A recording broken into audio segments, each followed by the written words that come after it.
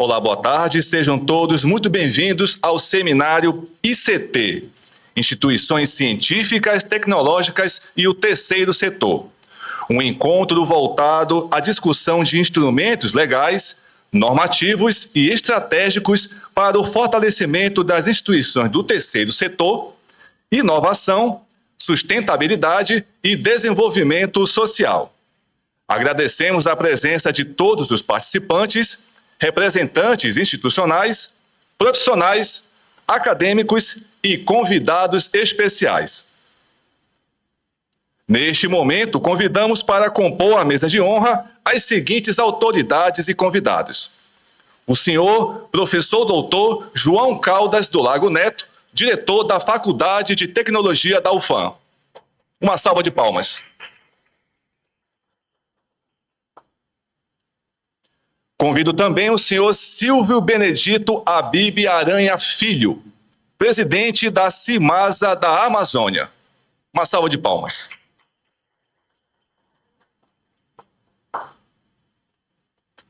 Convido também o senhor Jorge da Costa Seabra, presidente do Instituto Amazônia Energia Renovável.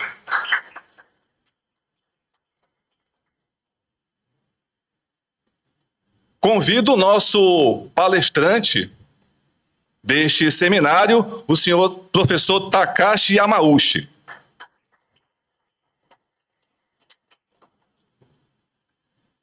Registramos aqui os nossos agradecimentos pela presença das autoridades e representantes institucionais que prestigiam este evento. Aproveitar a oportunidade aqui e agradecer a presença da representante da Pró-Reitoria de Planejamento e Desenvolvimento Institucional, a senhora Taimara Rosália. Uma salva de palmas.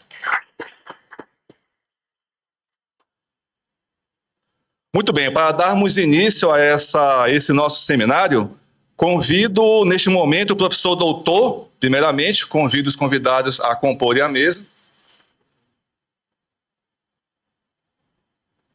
Convido o professor doutor João Caldas do Lago Neto para realizar a saudação institucional e abertura oficial do seminário. Professor João.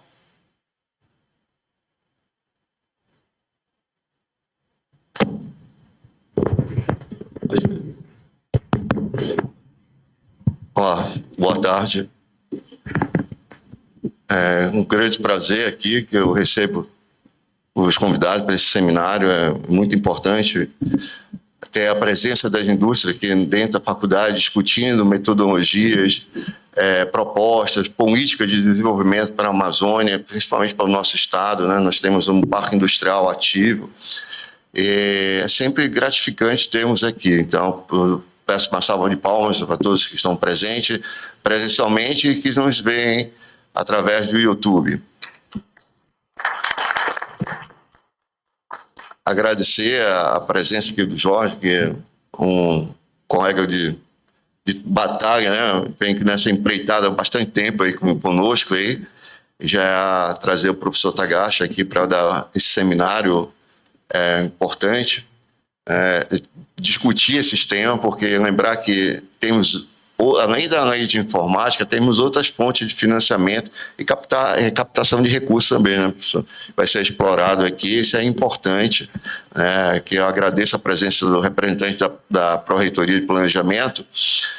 A Faculdade de Tecnologia, junto com a Reitoria, vem se preparando, né, se adequando para essas demandas do setor industrial, o que nós pudermos contribuir com o desenvolvimento e com projetos, estamos aqui, a parceria é bem-vinda. Hoje a Faculdade de Tecnologia, nós estamos num ponto de crescimento bem grande. Nós saímos de 2 programas de mestrado, 2 programas de pós-graduação, e nós hoje temos 8 programas de pós-graduação, né? Temos 10 cursos de engenharia somente na Faculdade de Tecnologia.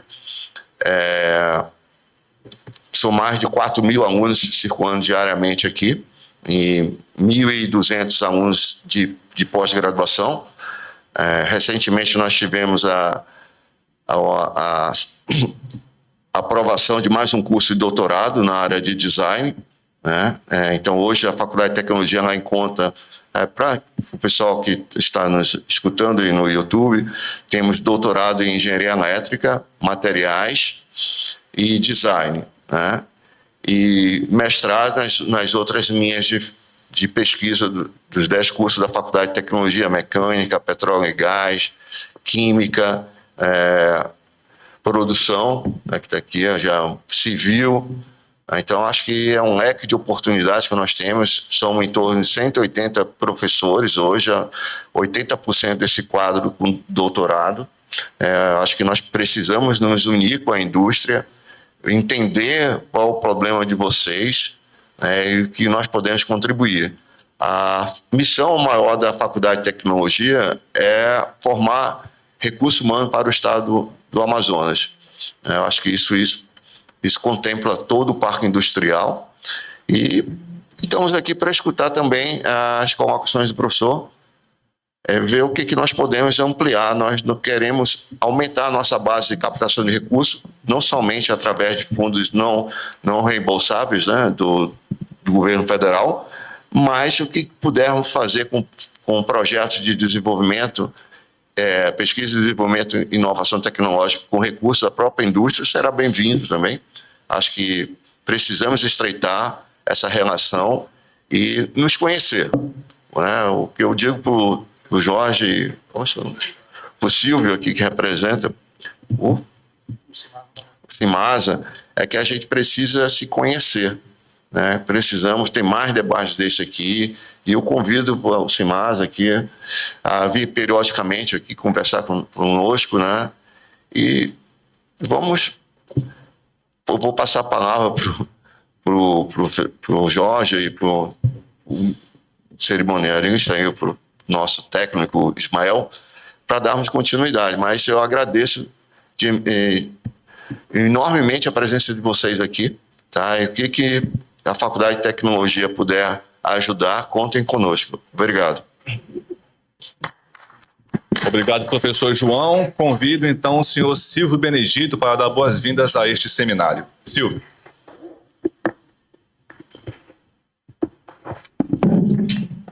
Boa tarde, pessoal. Aos nossos colegas internautas. O que é o Cimasa? O Cimasa é uma associação fomentadora do terceiro setor. Nós nascemos através do pedido do professor Takashi de desenvolver a Amazônia por meio do terceiro setor. Nós ajudamos as outras associações a se regularizarem, organizar documentação, buscar emendas, fazer prestação de contas e, além disso, trazer o empresário para esse mundo do terceiro setor também, onde ele consegue ali benefícios tributários, ele consegue fazer uso dessa ferramenta, que é o terceiro setor, no seu dia a dia, tanto com benfeitorias para a própria empresa, benefícios para seus funcionários, colaboradores e prestadores de serviço. Então, o professor Takashi, quando ele vem a Manaus, ele, além da agenda, ele preza sempre para ter esse tipo de palestras. Elas são gratuitas na sua grande maioria, justamente para fazer essa divulgação, para fomentar o terceiro setor, que é uma ferramenta que ele vem trabalhando há muito tempo, e ela já mostrou para a gente N formas de você mudar o dia a dia, de sair daquela mesmice, de você trabalhar de uma forma diferente. Então, o papel do Cimasa hoje é esse, é de fomentar, e a gente espera que vocês se tiverem associações, tragam para a gente, nós ajudamos a organizar. Se vocês tiverem dúvidas, tragam para a gente, vamos tentar solucionar esses problemas e apoiar vocês no que for possível, tá bom? Boa tarde a todos. Obrigado, Silvio. Convido o senhor Jorge da Costa Seabra para proferir também a abertura deste seminário. Bem, boa tarde. Eu sou o Jorge Seabra, do Instituto IAREM.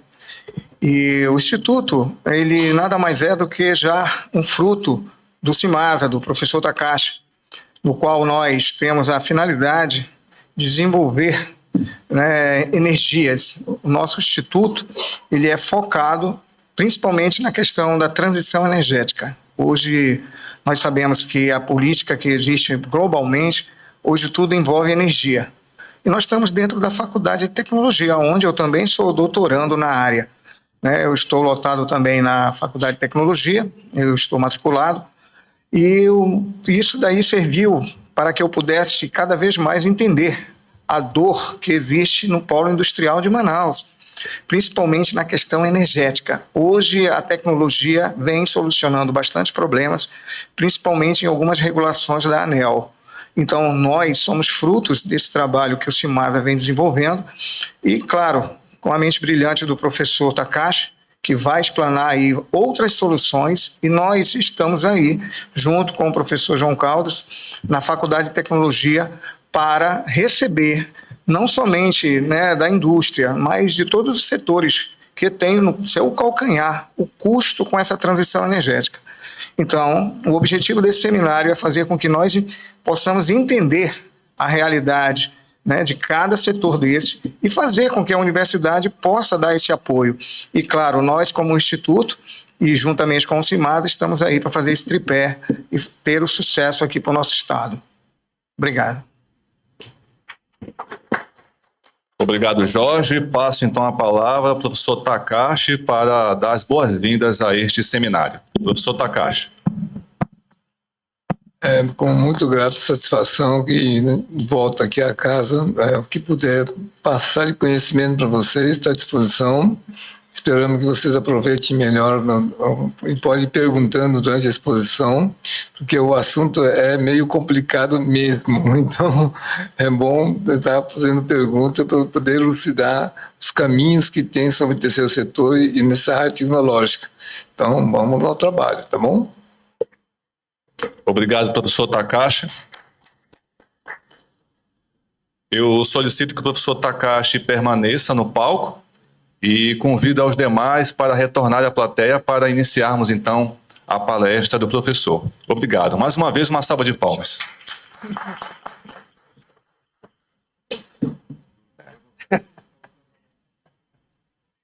Muito bem, temos a honra, então, de apresentar o nosso palestrante, o professor Takashi Yamauchi, profissional com atuação em todo o território nacional, desenvolvendo atividades voltadas ao fortalecimento institucional e ao desenvolvimento econômico e social das organizações do terceiro setor. Com atuação desde 1975, o professor celebra 50 anos de experiência profissional, tendo assistido mais de 11 mil instituições em diversas regiões do Brasil. Sua trajetória inclui estruturação de entidades do terceiro setor, desenvolvimento econômico municipal, recuperação de empresas, capacitação profissional, assessoria em balanço social e ambiental e sustentabilidade e governança institucional. Recebemos aqui, então, o professor Takashi Yamauchi, com uma calorosa salva de palmas da Faculdade de Tecnologia e demais convidados.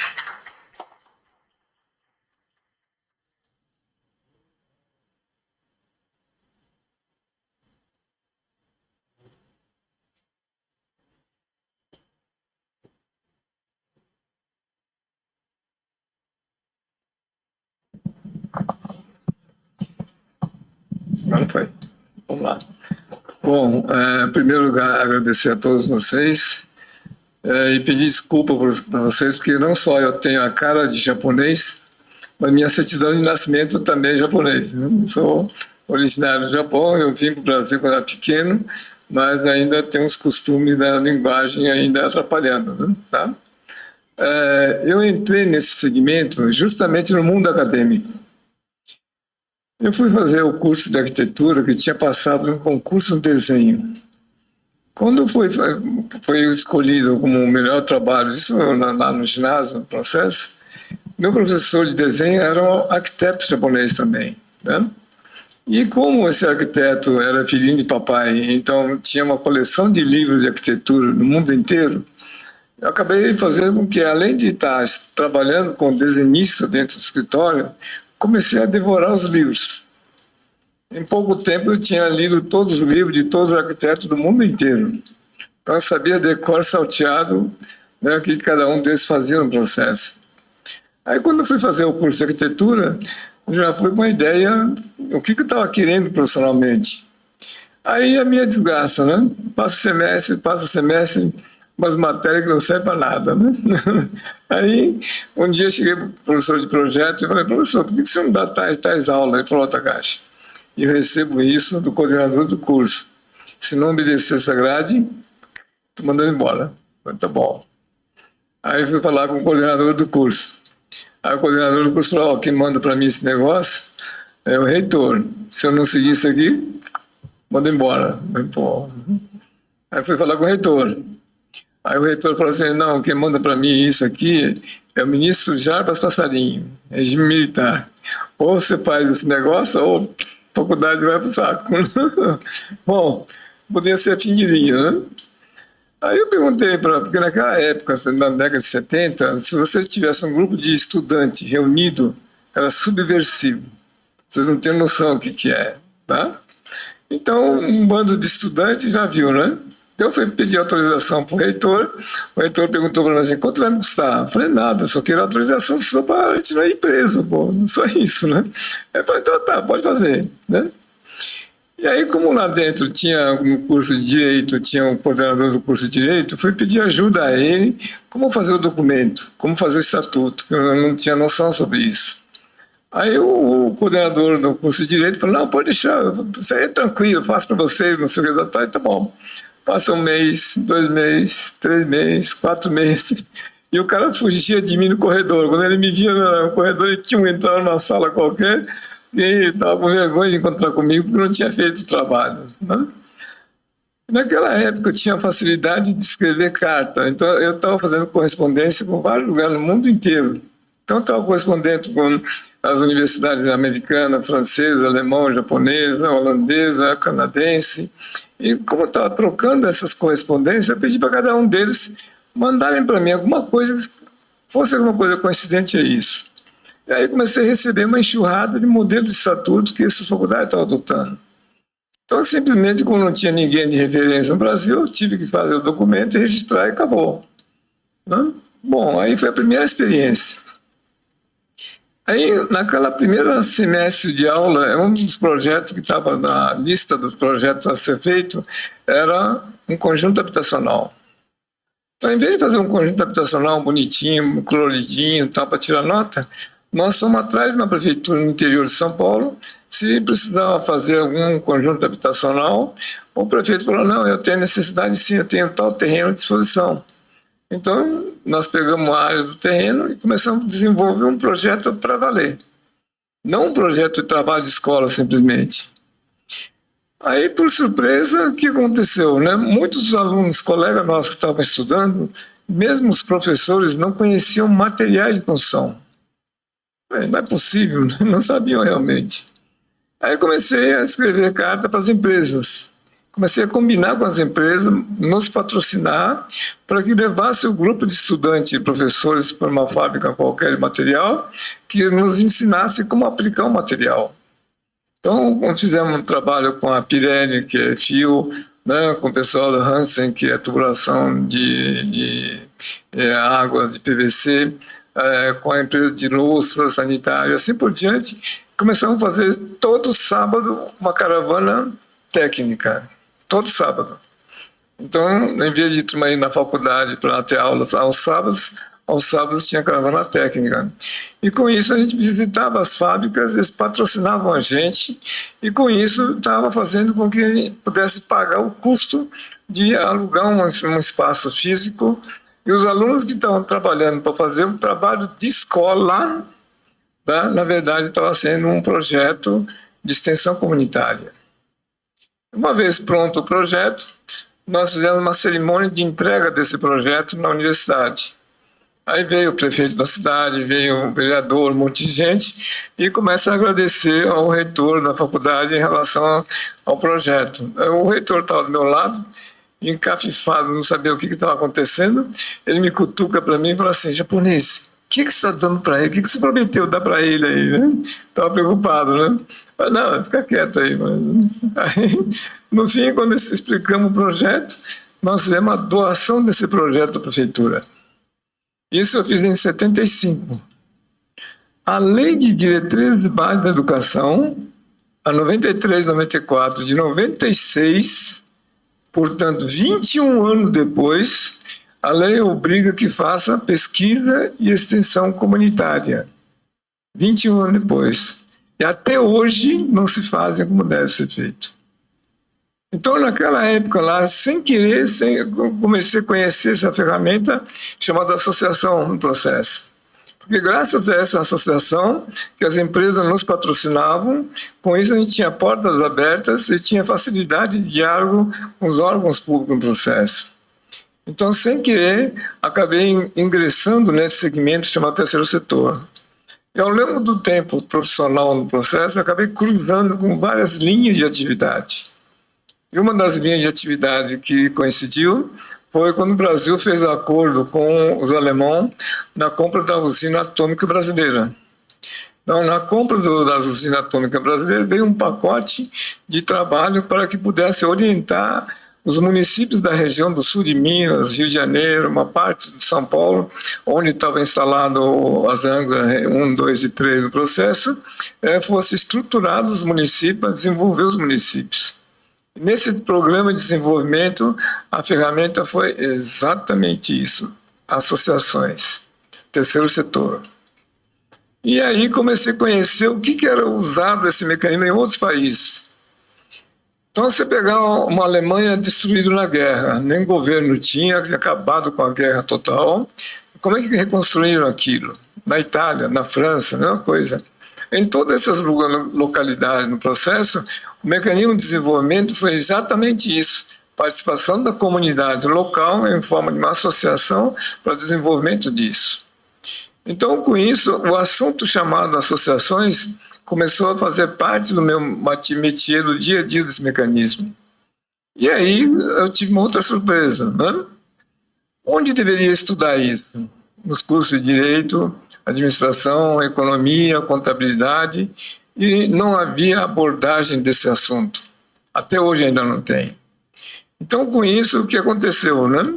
A minha formação nada tem a ver com direito, mas sou membro de OAB em vários lugares no Brasil, para poder fazer o quê? Criar a Comissão do Direito do Terceiro Setor dentro da OAB local, para que a gente possa estar dando treinamento e capacitação para aprender a usar isso. O pior é que hoje, no dia de hoje, quando o município não tem conhecimento, não tem o domínio dessa ferramenta do terceiro setor, o município está perdendo de 23% a 25% da economia circulante do município, está indo para o ralo todos os dias, por incrível que pareça. Tá? Isso é um desastre no processo. Por outro lado, a falta do conhecimento dessa ferramenta faz com que muitas empresas brasileiras, sem querer, estão pagando imposto a mais. Isso é, as empresas que não têm conhecimento do domínio do terceiro setor, eles estão simplesmente pagando 34,4% de imposto de renda a mais por pura ignorância no processo. Então, quando o empresário, quando a gente conversa com ele, a gente pergunta qual é o grande gargalo, muitas vezes o empresário fala para mim que é custo Brasil. Eu falo, não é custo Brasil, não, é ignorância. É impressionante isso. E aí, quando entra na vida política, é pior ainda no processo. Na eleição passada para presidente da República, teve um candidato que falou que se ele fosse eleito presidente da República no Brasil, ele resolveria o problema das pessoas na SPC e Serasa. Teve um político que falou sobre isso. Eu estava numa cerimônia no Rio de Janeiro, na Aeronáutica, e no meio da discussão da reunião, eu fui apresentado para várias pessoas, e uma das pessoas que foi apresentada foi para a empresa, presidente da empresa de marketing político. E falaram para mim que é a melhor empresa de marketing político no Brasil, 70% dos políticos que ele faz campanha é eleito, não sei o quê, tal, e estava elogiando a empresa tal, e lá, portanto, ele falou o nome do político que falou isso. Inclusive, ele fez a campanha do Ciro Gomes, que falou isso.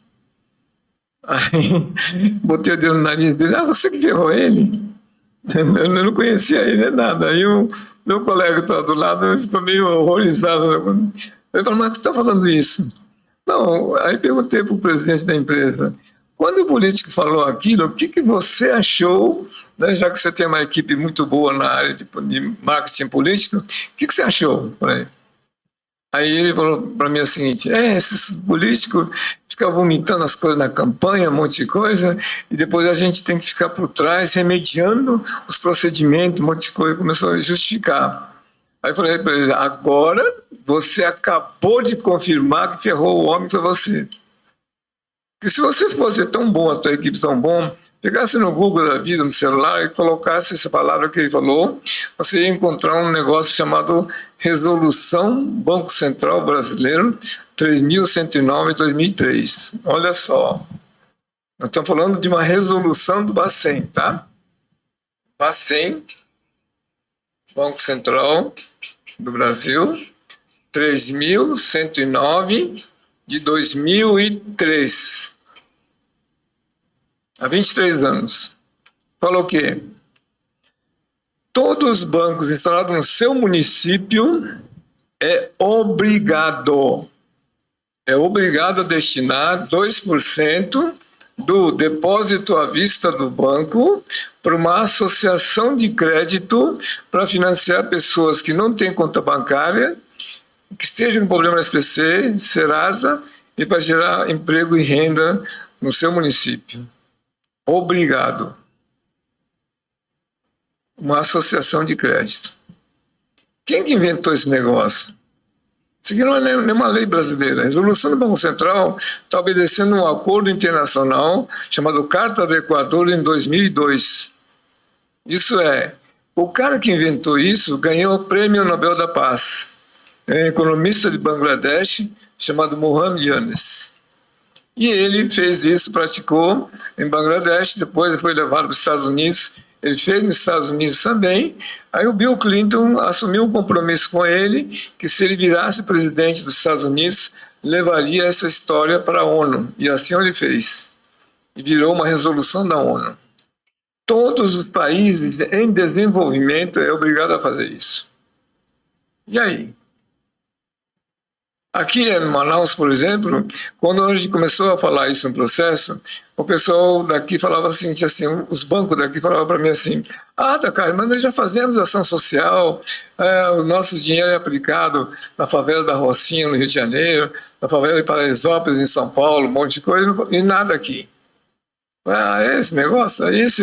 É a jogada? Então tá bom. Eu pedi para fazer uma lei municipal aqui, da minha autoria, juntamente com a Câmara dos Vereadores aqui. Lei Municipal de Responsabilidade Socioambiental. O dinheiro tem que ser aplicado aqui no município.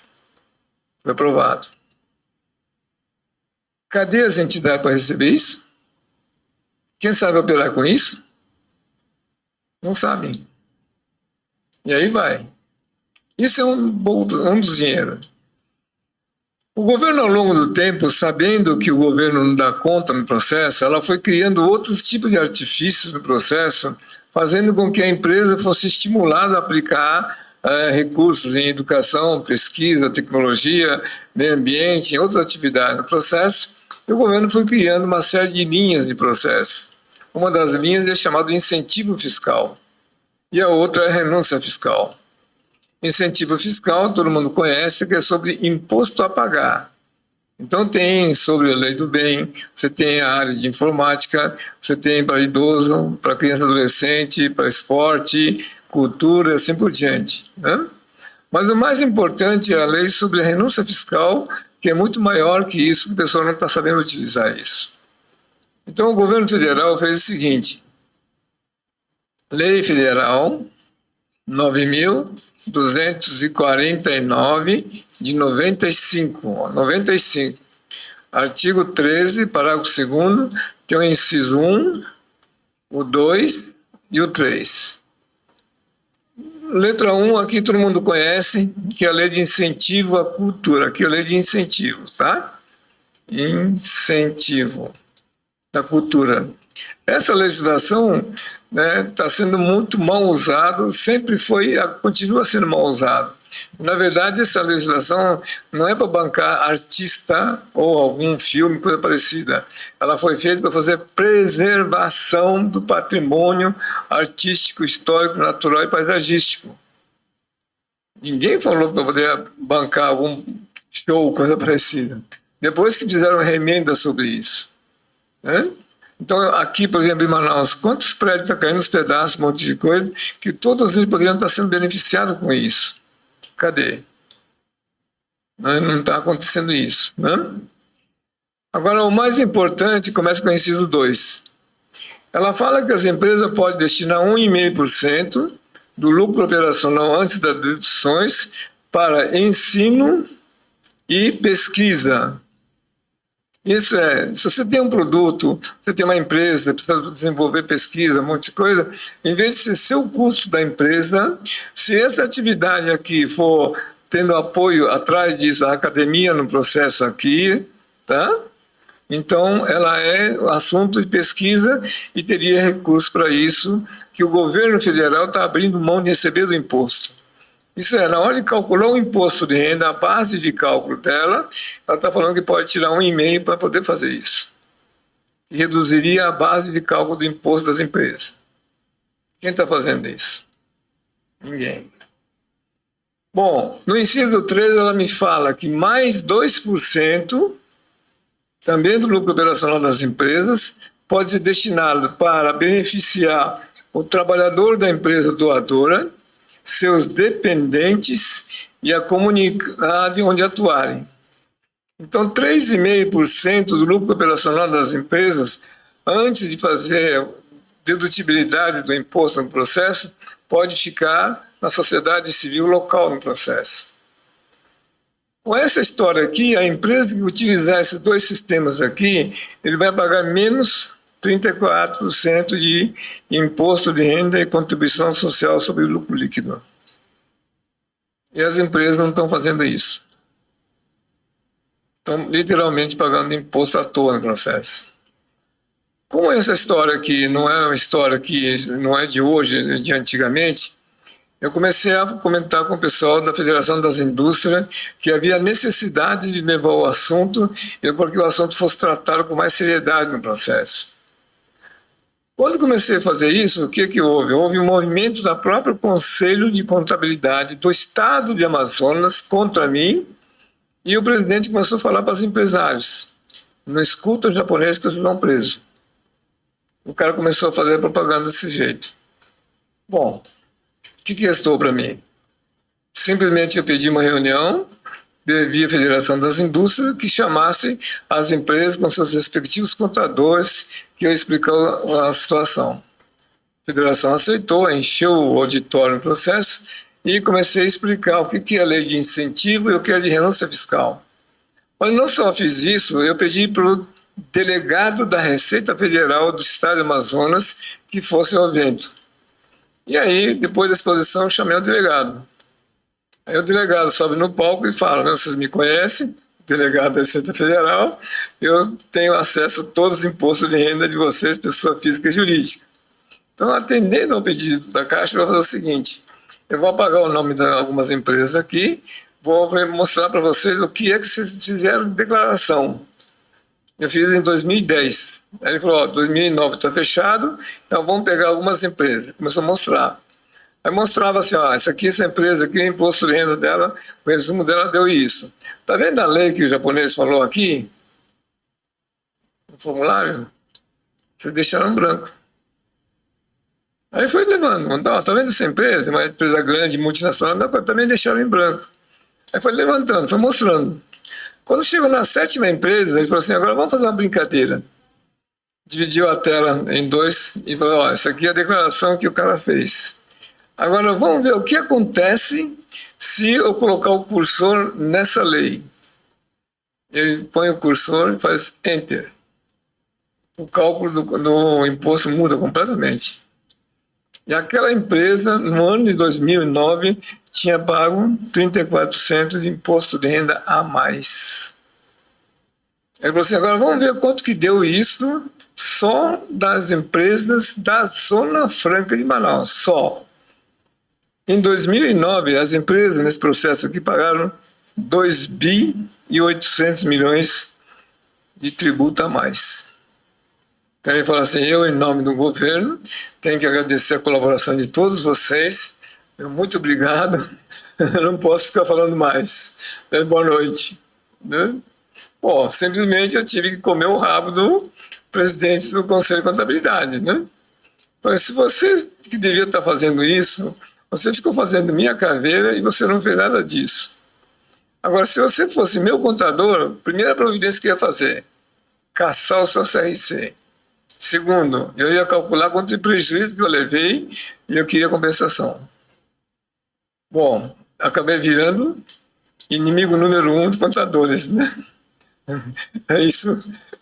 Desde aquela época eu sou malquisto na cidade por causa disso, né? Eu não estou lixando, mas... mas essa é verdadeira.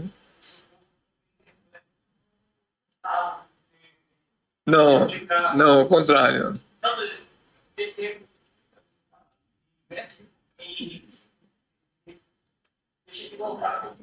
Sim, ela não é do governo federal.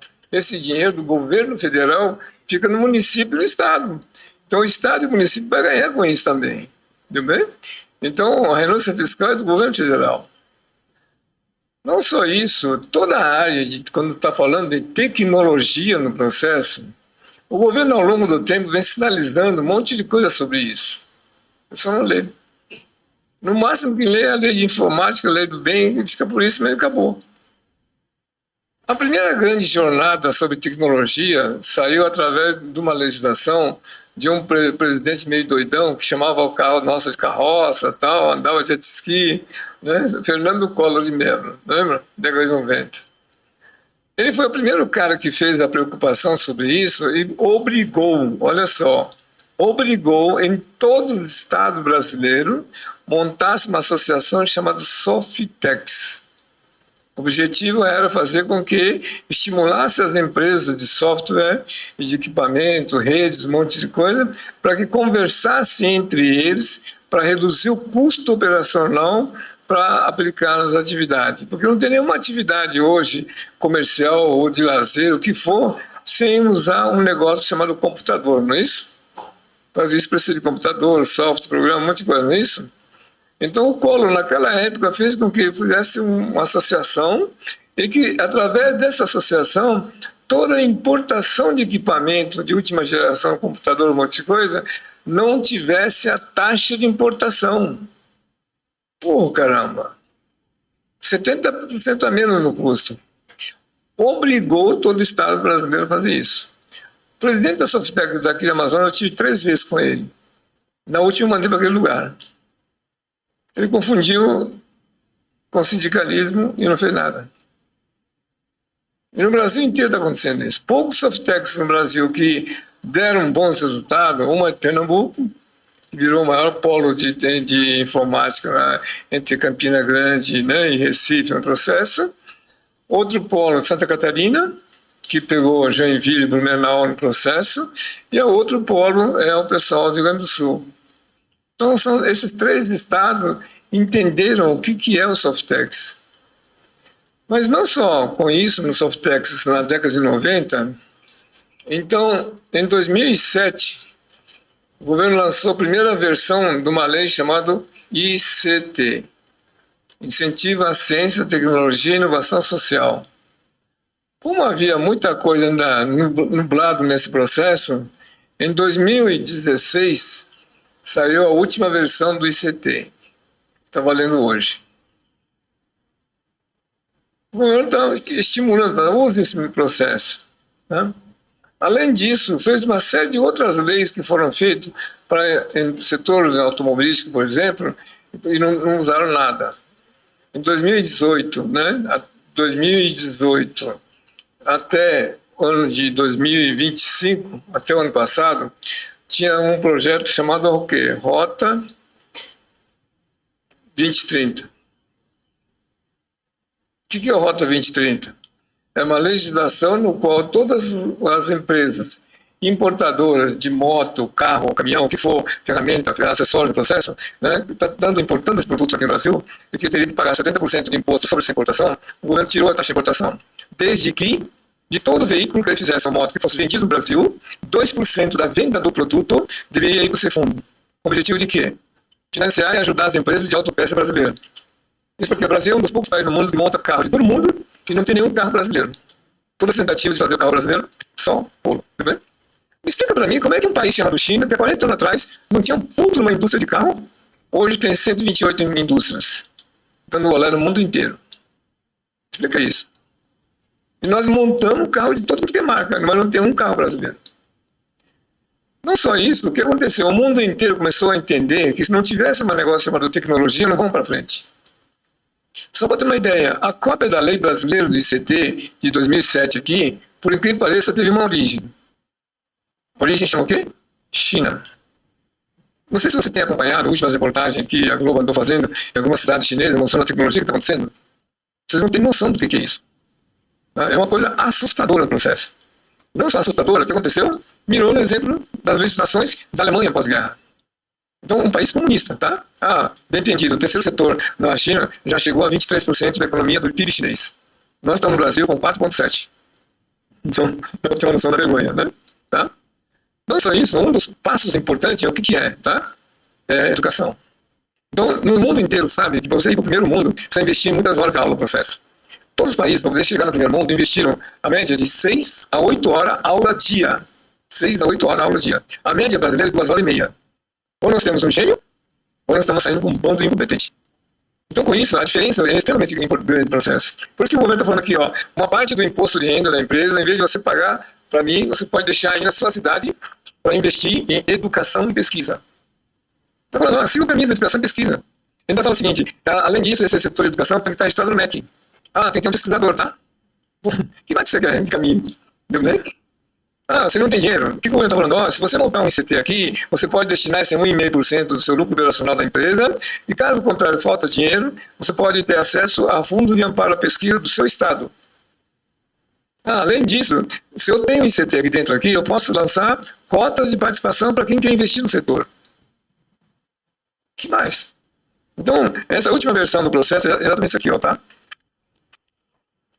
O governo fez o seguinte: você, como empresa, você tem que ganhar dinheiro, tem que sobreviver num mundo de competição bravo pra caramba com a questão internacional, não é isso? Então, ela fez o seguinte: se você montar um ICT aqui na sua área e você tem algum conhecimento de alguma pesquisa de desenvolvimento em outro país em forma de ICT, o trâmite de conhecimento entre ICT não paga royalties nenhum, é livre. Sabiam disso? Se você é uma empresa que quer comprar tecnologia, tem que pagar. Uma associação, não. O que mais vocês querem? Então, na verdade, é o seguinte: eu tenho uma associação aqui de tecnologia, só que ela me fala que tem que ter a participação da academia. E hoje tem um registro junto com o Ministério da Ciência e Tecnologia, MCT. A MCT criou um departamento especial, no qual você pode pegar o teu documento, seu estatuto, você está em conformidade à lei para te dar o registro dele. Não tem nenhuma burocracia, é tudo online. Para não ter que pagar nenhum político para ter certificação. Com isso, o que acontece? A empresa aqui no setor aqui, ela tem o trabalho de fazer participação. Isso é, se ela pagar para cá a renúncia fiscal dedutível do imposto, se ela não tem grana suficiente, essa entidade pode buscar o fundo de amparo à pesquisa do Estado ou do governo federal e pode injetar aqui dentro, Tá? Além disso, outras pessoas que queiram investir, então foi feito aqui dentro a criação de um fundo chamado Fundo Patrimonial de Investimento em Interesse Público, que é uma lei federal 13.800 de 2019, primeira semana de mandato do Bolsonaro, primeira semana, dia 4 de janeiro, sancionou a lei. O que está falando aqui? Se eu tenho um ICT aqui dentro, posso ter um fundo, tem a participação de pessoas físicas, pessoas jurídicas, pessoas, academias, tá? Investidores, pessoas estrangeiros, investidores nacional, podem participar disso aqui para fazer o fundo. Então vamos supor que tem uma empresa qualquer que está querendo trabalhar com aqui. Então vamos supor que você tem um centro tecnológico para a área de tecnologia aqui na área de comunicação. Então, se uma empresa aqui de área de comunicação precisar desse processo, ele pode lançar a cota de participação, que quando entrar o dinheiro aqui, qualquer investidor que fizer entrada desse recurso por aqui, não tem tributação, não tem CVM, não tem Banco Central. Quer mais o quê? Então a pessoa pode investir para essa empresa aqui, pode ter outra empresa aqui, pode ter outro investimento aqui, pode ter outra empresa aqui, pode ter outro investimento. Um pode ser na área agrícola, pode ser na construção civil, o que quer fazer negócio? Então, com isso, o governo fez com que, se você montar uma associação em forma de CT, tem a participação da academia, está registrado no Ministério da Ciência e Tecnologia, então eu posso desenvolver, prestar serviço, desenvolver produtos para poder fazer isso, e se não tem dinheiro, eu posso lançar no mercado quem quer investir nisso. O que mais vocês querem? Entendeu bem? E o pessoal não tem feito isso. Muitos empresários, no próprio bolso, estão investindo em algumas coisas, né, e de uma maneira completamente errada no processo. Ele está colocando o seu custo do seu investimento em pesquisa no custo final do seu produto. Além disso, o governo criou outras coisas, outros caminhos no processo. Tipo assim, se você trabalha em determinadas atividades, aquelas atividades foram imunes de tributo. Então foi feito na Constituição Federal o artigo 6. O artigo 6 da Constituição Federal fala direito social do cidadão brasileiro. Todo cidadão brasileiro tem direito a ter acesso à educação, saúde, moradia, alimentação, segurança, lazer. Então todas essas atividades o governo deixou bem claro, de interesse público. Consequentemente, não tem que pagar imposto. Incluiu a tecnologia no meio também. Então qualquer organização em forma de ICT aqui dentro tem direito à imunidade ao tributo municipal, estadual, federal e distrito federal. que foi isso aqui. Tudo bem? Na China, a Revolução Chinesa, o processo também seguiu o mesmo processo. Então, na China foi feito o seguinte, né? Era um país comunista, estavam passando fome, um monte de coisa. Quando eles fizeram a abertura do mercado do processo, o pivô do negócio foi uma ilhazinha chamada Hong Kong. Dentro da China havia uma ilha, protetorado inglês, que tinha tomado na Guerra do Ópio, e aquilo tinha que ser devolvido 99 anos depois. E assim, a Rainha Elizabeth devolveu para a China. Só que ali dentro ali tinha muitos chineses que começaram a usufruir as vantagens do que é o mundo capitalista, e eles viviam num paraíso. Atravessava a ilha, era uma miséria desgraçada, a China passando fome. E aquilo foi devolvido. Na hora que foi devolver o pessoal, o que aconteceu? Os empresários chineses de Hong Kong ficaram desesperados. Os comunistas vão invadir, vão tomar as nossas coisas. Então, sempre tem um jeito de fugir e sair desse mercado. A primeira coisa que eles fizeram é montar uma associação. Vocês conhecem essa sigla aqui, ó? World Trade Center. Essas duas torres americanas, multinacional. Aqui tem uma asinha minúscula aqui, ó. Associação. Então, a associação de 600 empresários de Hong Kong, eles abriram um escritório no mundo inteiro, 128 países. Com isso, eles estavam se preparando para a eventual fuga do patrimônio deles. Quando se juntaram 600 empresários, fizeram uma vaquinha bem gordinha, né? Aí, o que ia fazer com o dinheiro? Depositaram no banco da China? Ou o banco of London, da Rainha da Inglaterra? Não. Vamos abrir nosso próprio banco, senão nós estamos ferrados. Eles montaram um banco chamado... Já ouviram falar isso, não tem? HSBC, Hong Kong Shanghai Bank Company. Eles abriram esse banco. 60% do capital desse negócio aqui pertencia ao World Trade Center, que é uma associação. Daqui, 30% o governo da Inglaterra entrou com dinheiro e 10% postou no mercado para vender. Com isso, o que eles fizeram? Eles estavam montando vários pontos de Honda e do WTC em vários lugares, mas eu também tenho, em vários lugares. Se você for no escritório aqui em São Paulo, na Marginal do Pinheiros, no World Trade Center, na entrada do salão, do lado esquerdo, vai ver uma placa enorme. Clube de negócios. Você chega lá e fala assim, tem sala para alugar? Tem. Não pode ter sala para alugar, não. Qual a atividade seu? Se a atividade interessa para a China, bem-vindo. Não, vai procurar correr em outro lugar. Agora, se o produto seu é interessante para a China, seja bem-vindo. Além de você ter o espaço aqui dentro, eu tenho um network de 128 países do mundo, e além disso, eu tenho um banco para te financiar o capital de giro. Deu para entender, jogado? Bom, com isso, não sei se vocês lembram do passado, houve uma proliferação de uma loja chamada 1,99, que coincidentemente é produto chinês, né? Lá dentro.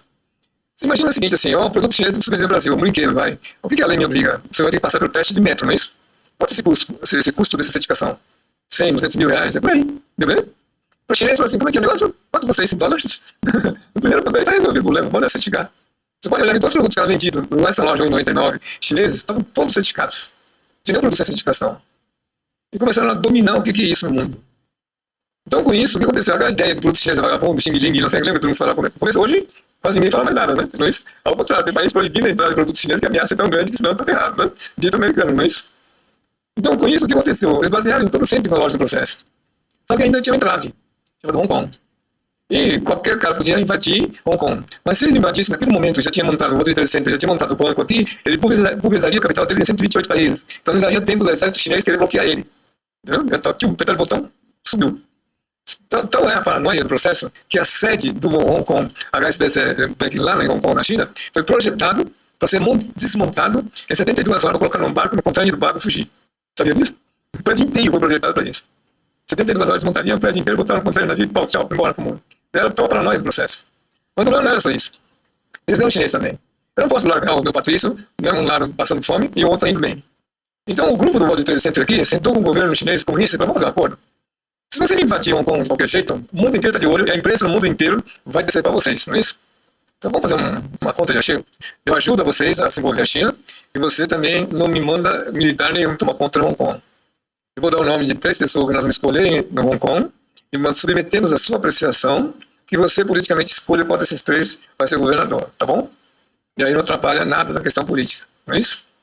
E como eu estou presente em 128 países no processo, eu vou vender o produto chinês para você no mundo. Topa? Quem problema, né? Só um detalhe. Vocês não entendem porra nenhuma de capitalismo, vocês estão todos viajando na maionese, então vamos fazer o seguinte, eu vou trazer algumas pessoas no mundo aqui para ensinar para vocês o que é o capitalismo. Aí o governo chinês, o comunista, aceitou a ideia. Então é o seguinte, eu vou trazer alguns caras aqui para dar uma aula para vocês sobre isso, daí você faz com que o empresário esteja presente. E não só o empresário, você, governo chinês, também tem que estar presente. Você ter a coragem de mudar o processo. E com isso foi aceito. E chamaram um cara para dar treinamento para eles. O cara que foi escolhido para poder dar o treinamento para ele foi simplesmente um cara chamado Peter Drucker. Só que o Peter Drucker já estava com idade, e o nome dele foi citado porque ele fez toda a mudança do Japão para a Segunda Guerra Mundial. Então, todo aquele sistema Kaizen, um monte de coisa que se usa hoje, é originário dessa mistura do conhecimento dele com a cultura japonesa, acabou saindo esse tipo de procedimento. Então, como ele conhece o oriental, então, que tal convidados? Aí o pessoal aceita a ideia na seguinte condição: como ele já estava com idade, eu não vou dar conta sozinho, então vamos inverter o processo. Vou indicar de todos os países que a gente conhece no mundo que teria o melhor perfil no processo e vou pedir para essas pessoas irem para a China para fazer palestra, para treinamento. Bom, no Brasil, na América Latina, foi escolhido um cara. Na época era presidente da Embraer, Osiris Silva. Foi um dos escolhidos. Aí o Osiris Silva falando, né, quando recebeu o convite, agradeceu um monte de coisa, mas ele estava com receio porque ele não sabe falar inglês, meu inglês é maniaca, chinês eu também não sei, e como é que vou dar essa palestra? Né? Aí o chinês falou, não, pode falar em português. Como que é? Não pode falar em português. Nós temos uma ilha chamada Macau, né, que é a colônia que está até agora brigando, né, para dar liberdade ou não para eles, que é chinês, mas fala em português. Bom, primeiro susto que ele levou. E aí ele falando que ele foi ao treinamento no processo. Aí levou um susto. Você imagina um auditório de mais de 3.000 lugares, todos os empresários presentes no processo, lá não é assim, o empresário foi convidado. Ou vai, ou perde a empresa, literalmente isso lá, né? Bom, o que aconteceu? Todo mundo foi, né? E o mais assustador é que todo o comitê do ministro do desenvolvimento da China, do governo chinês, do comitê inteiro também estava presente. E os caras ficaram 1,5 recebendo treinamento. Na hora que acabou de fazer toda a exposição do processo, o primeiro-ministro da China levanta e fala o seguinte: bom, uma coisa eu entendi. Se a gente quer conquistar o mundo, se nós não investimos em tecnologia, não vamos sair dessa. Então, a partir de agora, toda a China foi dividida em seções, e ele falou assim, eu tenho 180.000 pesquisadores na folha de pagamento do governo para fazer bomba atômica, bactericida, um monte de coisa, que não vai precisar mais de ser cara para a Guerra Fria, então eles vão ficar disponíveis para os empresários. Em cada região da China montou o centro tecnológico, baseado no ICT. Então, se eu tenho uma fábrica de brinquedo e eu estou numa tal cidade, eu quero mudar para ir para outra cidade. Não, senhor. Brinquedo, você vai para tal cidade que lá tem laboratório para certificá-los. Então, você tem um bom projeto de brinquedo, manda, o pessoal do laboratório faz o protótipo, faz os testes, certifica, se estiver de acordo, você vai produzir. Caso contrário, você não vai produzir porra nenhuma. Não é o que você quer produzir, entendeu bem? E vai produzir um produto certificado. Entendeu bem? Ah, eu quero produzir carro. Ah, não, carro não é esse lugar, é outra cidade, tal lugar, você vai ter um centro tecnológico para certificar o carro. Entendeu bem? Com isso, mudou toda a concepção do pessoal. Então não adianta dizer, eu quero ir para tal cidade na China fazer o quê? Não, senhor. Entendeu bem? Tem um centro tecnológico. O centro tecnológico, se não homologar o seu produto, você não recebe financiamento governamental nem nada. Quer fazer por conta própria, pode fazer, problema teu. Entendeu bem? Bom, para piorar a situação, o que ela fez? Não sei se vocês lembram que chegou uma época que ocupou o jornal no mundo inteiro sobre a questão da dolarização do dinheiro chinês. Todo mundo estava puto da vida, principalmente o Fundo Monetário Internacional. A China só vende. Então o que acontece? Só o dólar está entrando lá, não é isso? E com isso ela ficaria com um poder enorme de dólar na mão. Então o Banco Mundial começou para poder, vamos fazer com que um dinheiro chinês fosse dolarizado para fazer as conversões, um monte de coisa. O chinês sabiamente só perguntou o seguinte, eu tenho 4 moedas, qual que você quer dolarizar? Você dolarizar um, tem mais 3 ainda. Isso babaca, você não vai conseguir nada. Foi basicamente isso que ele passou de mensagem. E a turma entendeu que não tinha como pressionar a China para isso. Você vê, por exemplo, a questão da política americana em relação ao produto chinês, né? Lá não entra carro elétrico chinês, um monte de coisa, não é isso? Então tiveram que fazer essas barreiras no processo, que a invasão deles é enorme. Entendeu bem? Mas tinha uma questão, dólar. Então, olha o que foi inventado, tá? Então, você tem um World Trade Center aqui com o centro de negócio, tem o banco aqui, debaixo dela tem mais 5 bancos comerciais para exportação no Brasil. Tá? A HSBC não está mais presente no Brasil, mas tem 5 bancos chineses operando aqui no Brasil. Tem uma indústria aqui no processo aqui, que vendeu o produto do Brasil. Vamos supor que aqui estava em R$10 o produto. Tem mais o custo de transporte, fosse 10 aqui, então 20, mas foi vendido por 30 aqui. Então teria 10 sobrando aqui de lucro, não é isso? Pagaria os 8, estaria com esse lucro. Então, se levasse os $30 para cá, para a China aqui, ia inflacionar a China. Então, o que eles fizeram? Não, vamos fazer o seguinte, vamos montar aqui, através disso aqui, um fundo de investimento chinês, e de tal maneira que você tem 10 de lucro para você ganhar, para você passar para cá, esse 10 entra de crédito para você, para o futuro imposto que você vai pagar como empresário. Então, você já deu um ganho para ele. Desse 10 aqui no processo aqui, na verdade não vai o 10, só vai 2 para cá, porque 8 vai ficar aqui no fundo aqui, ó. Esse fundo vai estar no Brasil. Para comprar terras brasileiras. Olha só. Então, em vez de dinheiro vir para cá para inflacionar a China, esses 2 aqui que o cara teve que deixar aqui no Brasil aqui, ele é sócio do investimento chinês no Brasil. Então, com isso, tem dinheiro pacas aqui no Brasil, porque compra muitos produtos brasileiros aqui, e com isso dá para comprar e investir na ferrovia, rodovia, investir em novas fábricas de carro, um monte de coisa. Com o nosso dinheiro brasileiro, porque nós somos babaca e não conseguimos entender isso. Entendeu o negócio? Com isso, o que aconteceu? Essa empresa aqui teve esse lucro adicional no processo aqui, esse 10 de imposto que teve de crédito aqui, para outros produtos que vai vender aqui dentro da China, vai ficar mais barato para os chineses. Entendeu bem? Então, cada vez que ele exporta algum produto para cá, vai ter essa vantagem nesse mecanismo. Então, fizeram uma química financeira baseada exatamente no terceiro setor. O fundo que foi feito no Brasil, a Lei 13.800 de 2019, também espelha exatamente esse fundo aqui, ó. Então, pode ser recurso nacional, pessoa física ou jurídica, estrangeiro, público ou privada, não tem CVM, não tem Banco Central. Perfeito, não é isso? Por que o empresário brasileiro não faz isso? Desconhece. Então, o assunto chamado terceiro setor tem uma amplitude de aplicação que vocês não têm noção do que isso significa. Então, daí a necessidade de que isso seja estudado na academia e que seja um berço dessa informação, criar núcleos de estudo nesse processo para que vocês possam ser um elo de ligação.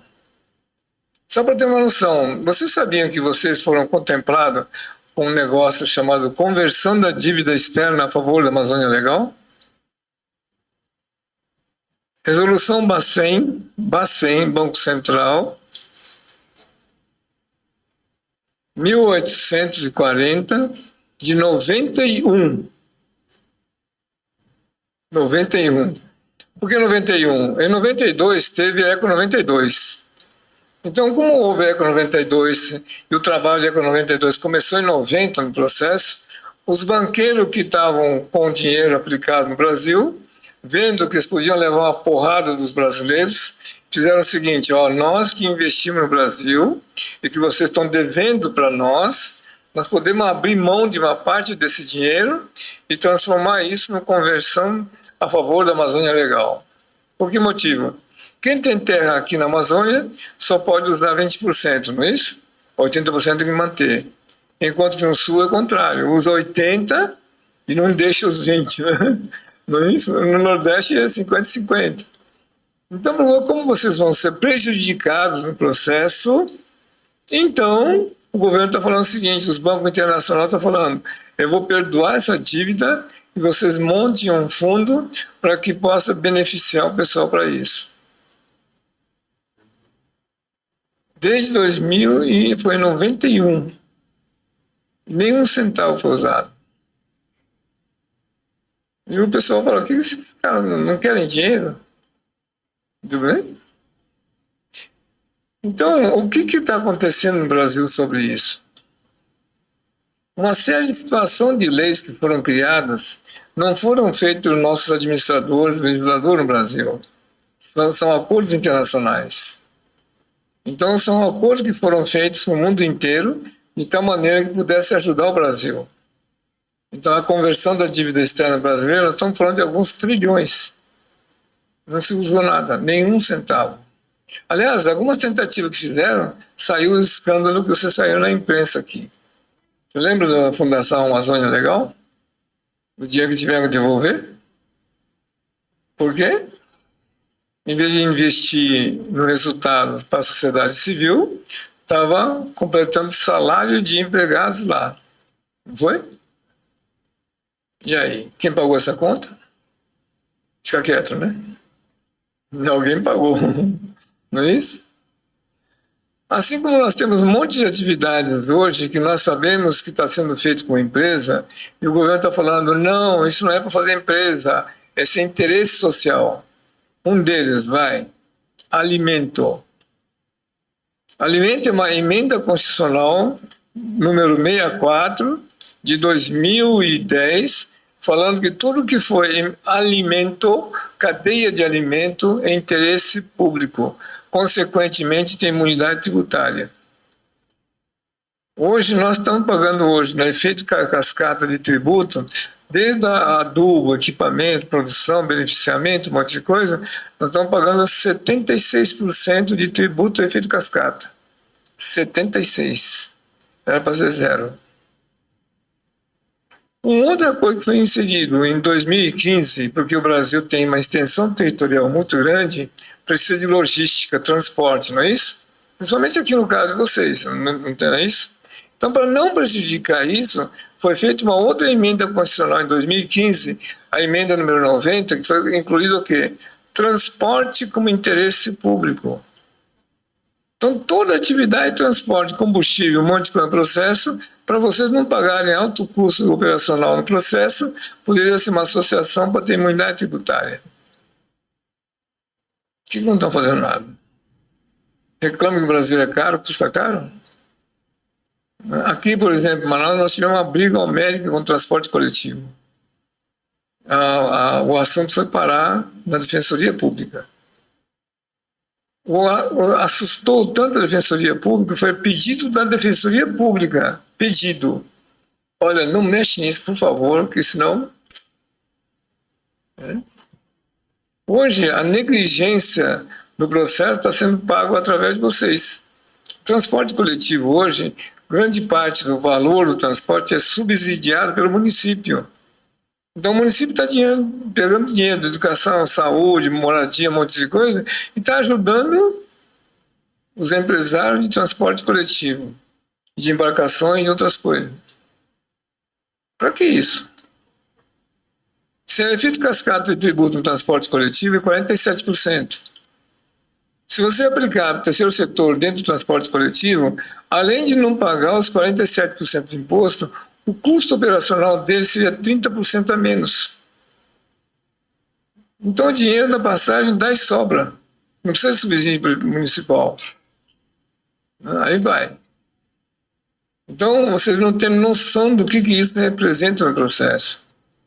Daí a necessidade de mobilizar, fazer entender o que é esse instrumento, poder mostrar como que se usa, aplica-se esse processo para que haja uma qualidade de vida melhor.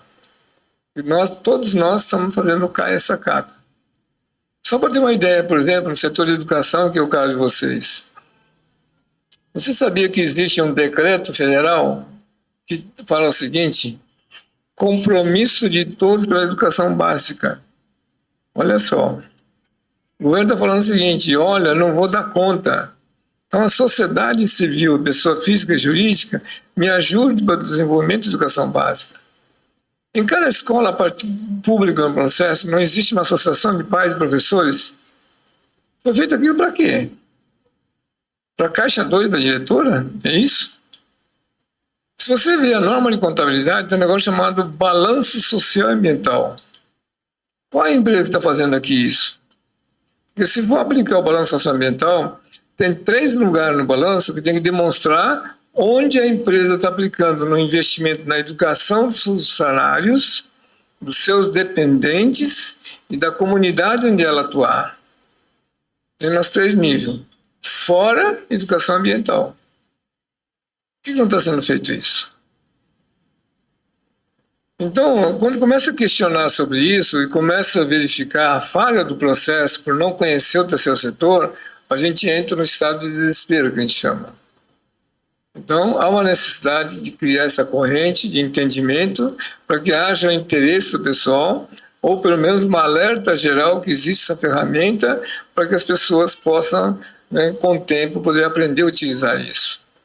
Então, a nossa jornada de trabalho aqui na região, não só aqui no Brasil inteiro, é exatamente para fazer isso. Existem todas as leis, todas as normas que foram criadas. Existe a norma brasileira de contabilidade, chamada balanço socioambiental. Ela não dá multa nem nada que ele não fizer, porque é voluntário. Só que é o seguinte, quem fizer o balanço socioambiental, a norma chamada T15, quando vai pegar financiamento bancário, o banco é obrigado a dar um subsídio para vocês, entre o valor de 2% a 5% do valor financiado. Não tem financiamento convencional. Assim como se você fornece a órgão público, participa de licitação, ela deixa bem claro, tendo um documento chamado atestado de sustentabilidade, tem que ser baseado no balanço socioambiental, a empresa pode estar entrando em concorrência, eu e ela, e vamos supor que ela está com um preço menor e ganhou. Mas se eu tenho o balanço socioambiental e tenho o atestado de sustentabilidade, a lei me fala que meu preço pode estar até 20% acima dela que é meu. Até isso foi premiado. Por que não estão aplicando isso? São questões que a gente fica em dúvida no processo. Isso no Brasil inteiro, tá? Então, daí a necessidade que faça acordos com a academia para fazer esse procedimento, para entender esse mecanismo. Um acordo que acabamos de fazer o ano passado, acabou de fechar o primeiro acordo no processo, foi com a Universidade Federal de Lavras e o pessoal de Poços de Caldas lá. Foi feito o quê? O cálculo sobre crédito de carbono no café. Então, o que um pé de café dá de resultado do crédito de carbono? O que acontece? Todo mundo vende o café como preço do mercado, né, que é um preço internacional, mas esquece que cada vez que tem um grão de café e a planta do café, houve um crédito de sequestro de carbono e ninguém ganhou porcaria nenhuma. Hoje, quantos produtores rurais tem por aí não está ganhando nada? Deu bem? Então foi feito esse trabalho para fazer feito um estudo, pesquisa de 2 anos, medido no campo, saiu os primeiros resultados. Assim como nós fizemos da soja, assim como fizemos da seringueira também. Então, existem vários mecanismos para trabalhar com o terceiro setor e a academia no processo, para buscar essas soluções no mecanismo, para que possa fazer com que haja um entendimento e seja melhor distribuído equitativamente a economia local. Esse é o papel do terceiro setor. Tá? Tudo bem? Deu para ter uma noção mais ou menos? Perguntas, dúvidas? Vamos lá. À vontade.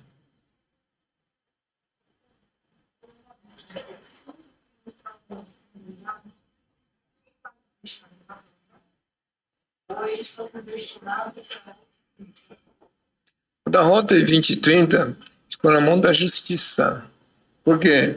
Como se não aplicasse isso, a empresa não demonstrasse a aplicação, não tinha que pagar importação nas suas peças, nos seus carros.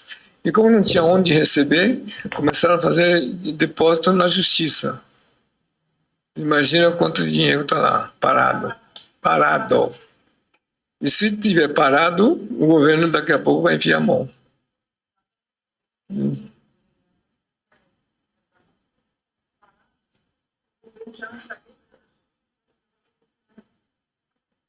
Por enquanto, não. A questão, por exemplo, da conversão da dívida externa brasileira está na mão dos bancos internacionais. Não chegou a colocar no Brasil.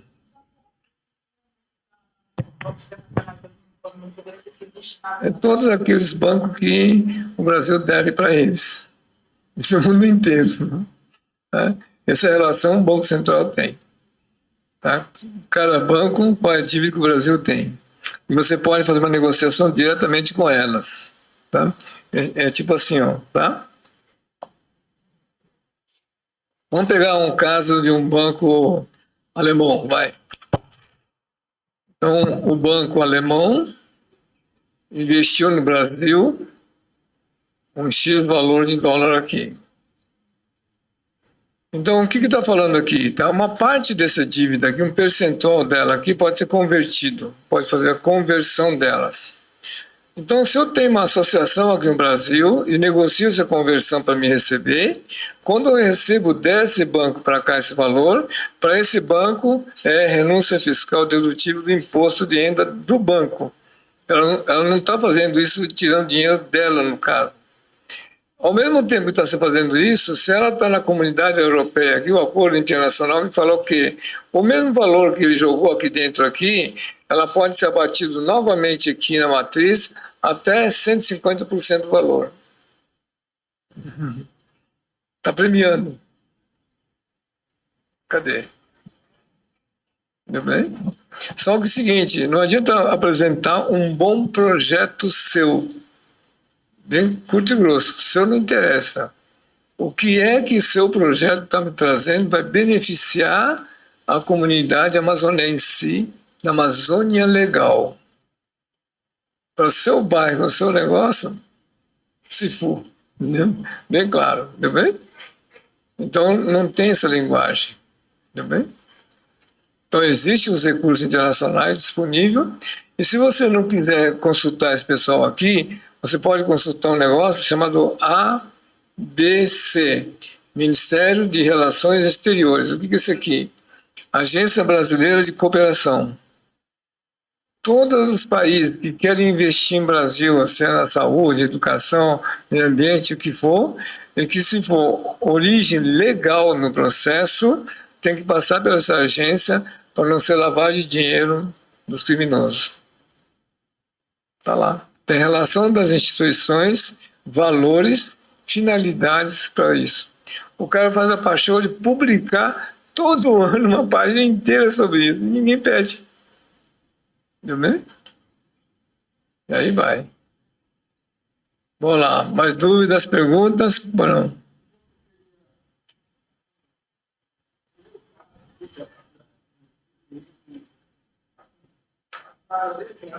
Aqui vem um caso, por exemplo, um clássico aqui, tá? Aquilo que eu falei para vocês, o que foi a minha vida no acesso ao terceiro setor, tá? Vamos pegar um caso bem simples para ter uma ideia, para vocês terem uma noção do que pode significar a ação, tá? A academia está aqui, você tem vários cursos no processo aqui dentro aqui, então eu posso montar transversalmente aqui no meio um ICT. Vamos pegar um caso, por exemplo, de ICT que pegaria engenharia civil, engenharia elétrica, arquitetura, então, na área de construção, vai, tá? Para ter um curso de engenharia civil, eu tenho que ter um laboratório, não tem? Tem que fazer rompimento do corpo de prova, né, parte elétrica, um monte de coisa, não é isso?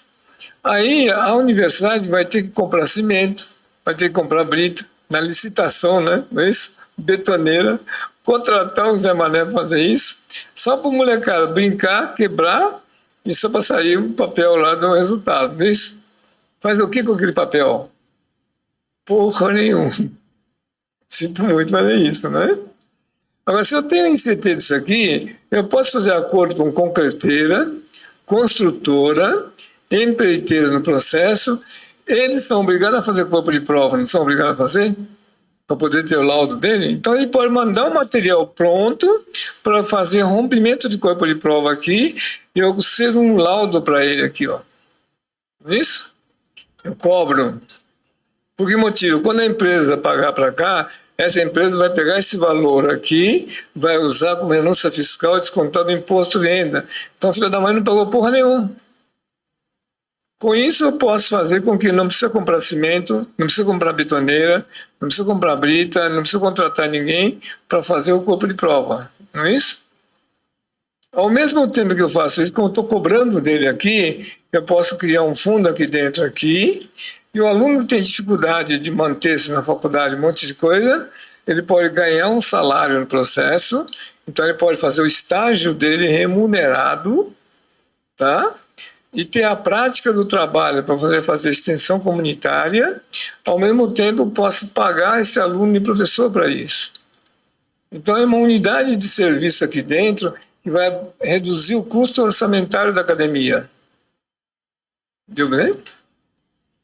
E eu posso ter equipamento de última geração para fazer acordo com o mundo inteiro, com outros centros de tecnologia de construção, de aço, fio, tubulação, um monte de coisa. Não posso fazer isso? Por que não fazem isso?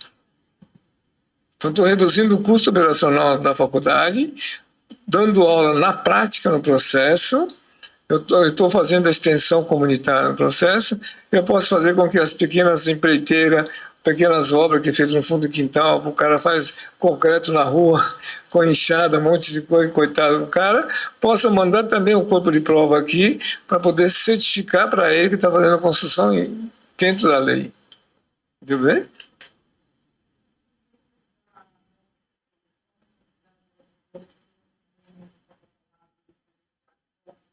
Não, é independente. Independente. Não, ao contrário, eu estou fazendo extensão comunitária. Não dá conflito porque eu estou fazendo pesquisa e extensão que ele é obrigado a fazer, que não faz.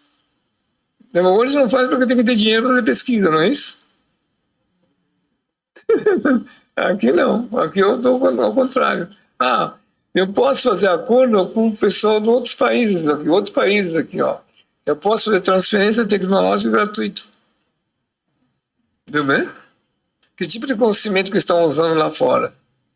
O que é o cálculo, por exemplo, estrutural que a China está fazendo, o Japão está fazendo contra terremoto, um monte de coisa? Como nós estamos fazendo? Entendeu bem? E assim por diante. Então, posso ter uma ascensão tecnológica, um grau de um pulo enorme sobre isso. Entendeu bem? Essa é a vantagem. Outra coisa, o professor que estiver aqui dentro, ou o pesquisador, quando a ICT pagar o salário dela aqui, eu posso fazer um complemento salarial e não tem imposto a pagar com professores. Privado. Interesse público. Privado, mas interesse público. Esse é o grande diferencial. Tudo bem?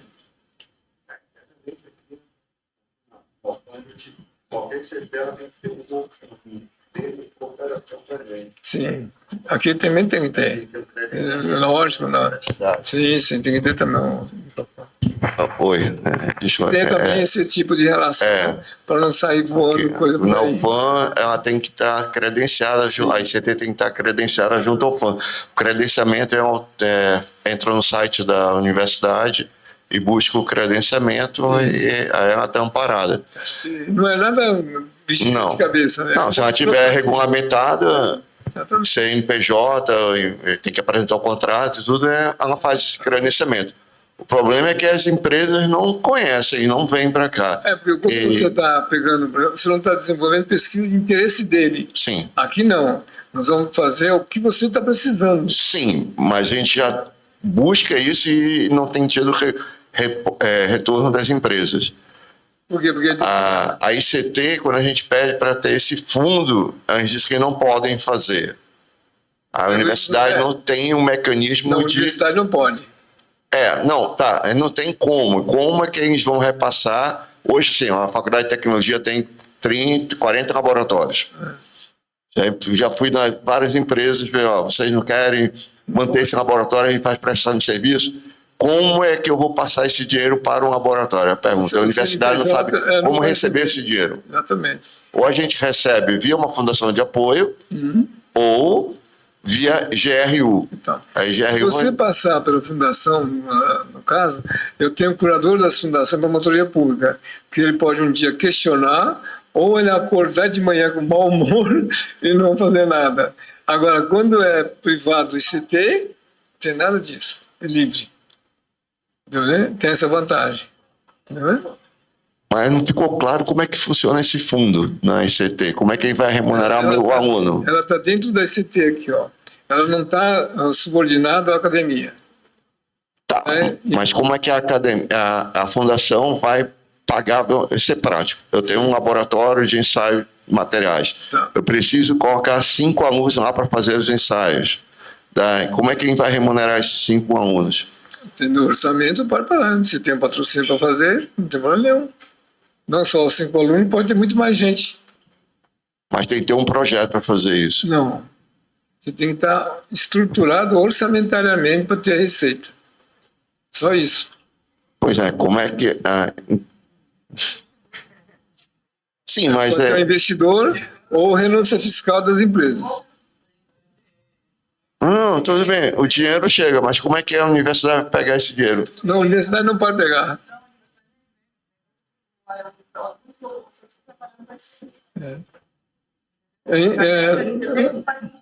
Não sei se você lembra do escândalo que surgiu na fundação lá da USP, São Paulo. Sim, a Fundação de Apoio... O que aconteceu? O problema foi com a Petrobras. A Petrobras estava contratando a USP no processo. Sim. A Fundação USP se prontificou de fazer, mas quem ia fazer o trabalho era o Instituto de Geociência, tá? Sim. Que é o que iria fazer o trabalho, está fazendo o trabalho.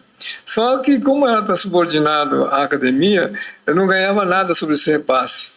E aí, os professores começaram a segurar o trabalho, o resultado. A Petrobras, eu estava um dia em São Paulo, no Rio de Janeiro, reunião com eles lá, e o pessoal da Petrobras reclamando. Eu estou pagando a USP, aquele negócio não traz nada, não sei o quê, tal. Eu falei, como que é o negócio? Conta para mim. E contou a história de que o dinheiro que tinha repassado. Aí falei para o pessoal da universidade lá para ver Geociências tinha recebido esse dinheiro. Eu falei, não estão recebendo nada.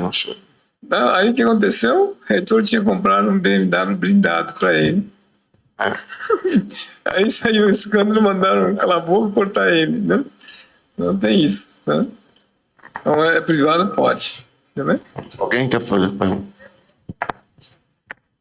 Vamos lá. Boa tarde, professor. Obrigada pela palestra. Foi bem esclarecedora e também trouxe, né, à tona muitas coisas que a gente desconhecia. Eu achei interessante esse mecanismo, só que uma coisa que eu percebi, mas isso também tipo, eu tenho...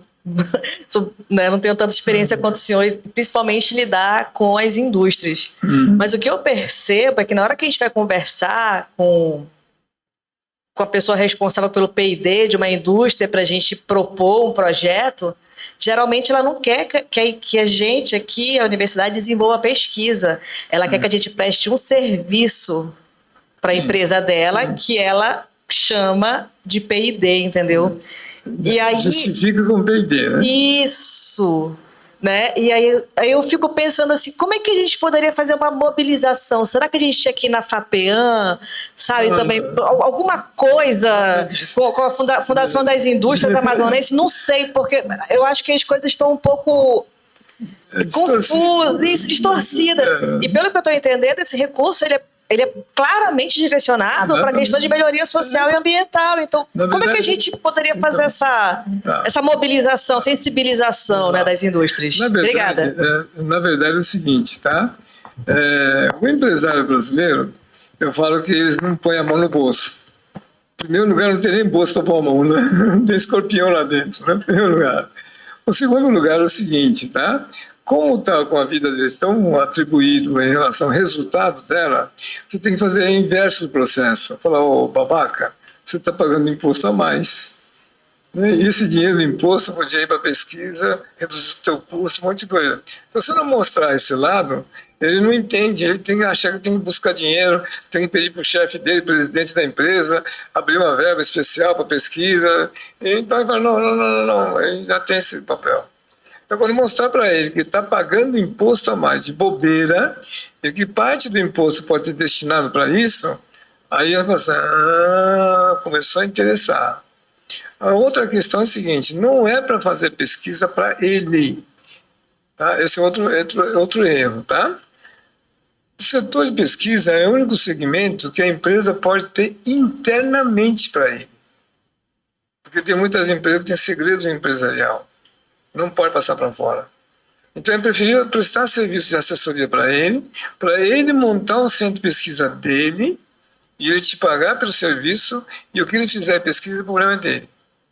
Deu, né? E senão o que acontece? Ele acha que você é um abelhudo e vem encher o saco dele. Então tem esse lado. Então, até você conscientizar, criar um procedimento, ele não é que nem na China que ou faz isso está fora. Tudo bem? País comunista tem essa vantagem. Né? Não obedeceu, entendeu? Então, no Brasil tem que fazer essa sensibilização com ele. Mas o ponto-chave é exatamente isso. Você está pagando imposto a mais de bobeira. Que tal converter isso para benefício da sua empresa para reduzir o seu custo? Entendeu bem? Aí ele vai falar assim, gostei. Entendeu bem? Então tem esse detalhe, tá? Então a abordagem que muitas vezes a gente faz errado. Né? E o cara sabe que precisa de pesquisa, ele sabe. Ele dá uma de migué, não precisa não sei o que, mas ele sabe. Ele está vendo o que está acontecendo com o pessoal lá fora. O ideal é quando você sentar com um cara desse, você pesquisar antes o que os concorrentes dele estão fazendo lá fora. Então, seu babaca, enquanto você está brigando aqui dentro, os caras estão fazendo isso em outro país. Você quer ficar para trás? Tudo bem?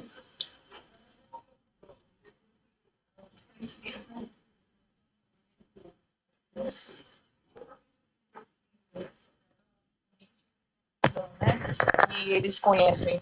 Então, vejo que as indústrias têm maior dificuldade ainda também de entender. Eu acredito que todos, não só a indústria, né? Eu acho que todo o ecossistema, tanto da universidade quanto das empresas, ela desconhece todo esse mecanismo.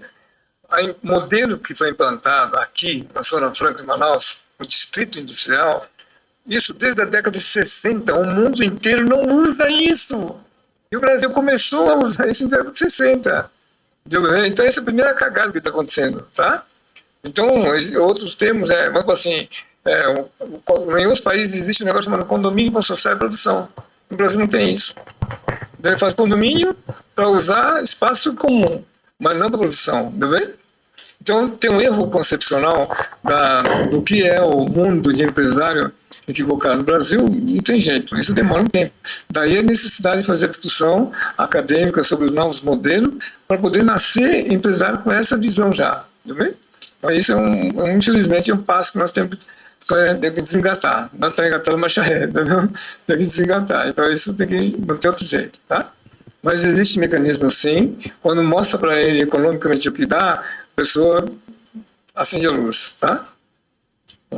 Professor, visto isso, toda essa sua explanação, o que o CIMASA, através lógico, de toda essa metodologia, sim, é possível implantar aqui na Universidade Federal na prática? O que a FT, de fato, pode seguir um passo a passo?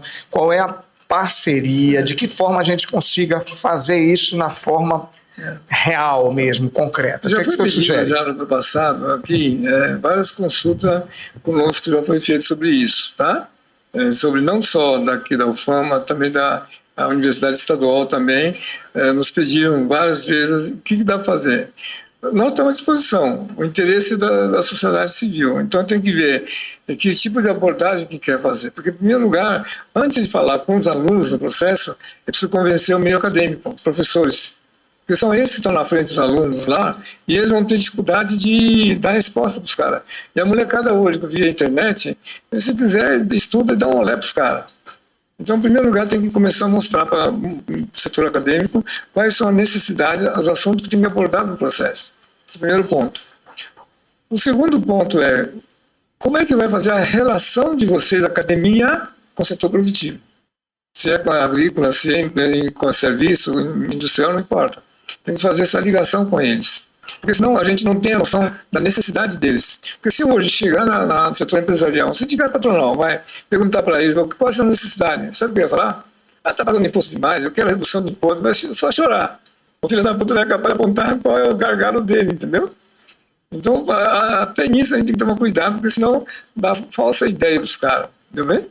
Então tem que preparar o pessoal. Então, antes de sentar com eles, tem que mostrar para eles, babaca, você está mal assessorado, está perdendo dinheiro, está pagando imposto a mais, está acontecendo isso.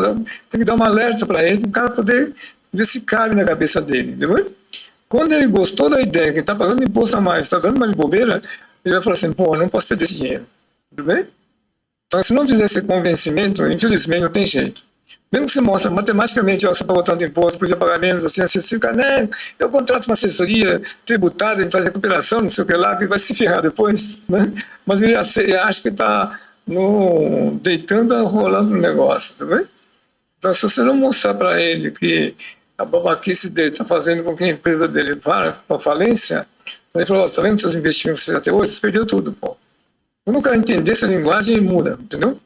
Então, é um processo de catequização, infelizmente. Então, um do lado acadêmico, com os professores, e o outro é setor agrícola, comércio, indústria com processo. São 3 linguagens diferentes para sentar, entendeu? Aí vai começar a aparecer a demanda da necessidade. Aí depois dá para selecionar, entendeu? Caso contrário, choradeira, tá? Só para ter uma ideia, uma empresa, não importa qual ramo que a empresa seja aqui, ela pode ter 3 tipos de associações de terceiro setor para ajudar a reduzir o custo operacional da empresa. Então eu tenho, não importa qual ramo, tá? Então eu tenho trabalho com ação social, que é um programa de benefício ao trabalhador no processo. Não existe nenhuma empresa sem necessidade de um instrumento chamado TI, que é computação. E eu tenho a questão ambiental como gargalo do cara aqui no processo aqui. Então, 3 segmentos aqui, a empresa tem que fazer com que está gastando dinheiro hoje e não está sabendo utilizar como renúncia fiscal. Então, se eles contratarem para essas atividades aqui, as associações com o terceiro setor aqui, todo o investimento em renúncia fiscal dele. Isso ele já vai começar a entender isso, tá? Agora, não é só da empresa, tá? Em cima dele aqui, ó, tem um mundo de fornecedores aqui, ó. Então, eu posso fazer com que esse cara seja meu fornecedor para cá, na proporção do produto e serviço que estou comprando para esse cara, eu posso fazer com que eles também contribuam com a ação social, tecnológica e ambiental no processo. Então, não é só dinheiro da empresa aqui. Então, o que é isso? Quer ver um caso clássico, por exemplo? Aquela ideia que eu falei para vocês do primeira resolução do Banco Central, dos 2%. Eu tenho conta num banco aqui, não tem? Eu sempre pergunto para o empresário, o que o banco dá de vantagem para você? Nada, não é isso? Então, você pode chantagear o cara. Meu amigo, eu tenho uma resolução do Banco Central, eu tenho uma associação social montada aqui, então não me interessa o dinheiro que você recebe de depósito, mas do meu dinheiro que depositar aqui no banco aqui, da minha conta, da folha de pagamento dos funcionários, dos fornecedores daqui, esse valor, os 2% desse dinheiro, eu quero que mande para cá. Entendeu? Que com isso, vou resolver a questão do empréstimo consignado do funcionário, o cara está pendurado no cartão de crédito, um monte de coisa, vou melhorar a vida do trabalhador meu aqui, entendeu? Além disso, eu tenho um monte de fornecedor de pequeno porte aqui, também está tudo fodido aqui, tá? Eu posso ajudar esse cara também aqui, ó. Dinheiro é seu. Entendeu? Quando começa a fazer isso, você começa a entender o que é o processo. Entendeu? Então, vamos falar assim, eu tenho um jardim aqui na fábrica, não é como você vê que é jardim gramado, como no Brasil. Então, eu sempre brinco assim, no capitalismo brasileiro, tem síndrome de Quino. Fala, vou dizer, pô, grama pra pastar. Aí você assim, não pisa na grama, grama pra pisar, porra. Eu falo. Agora, se eu tivesse lá, colocado plantas nativas brasileiras, toda jardinagem seria crédito ambiental para pôr na empresa no balanço socioambiental dela. Ela teria dinheiro do Fundo Nacional do Meio Ambiente para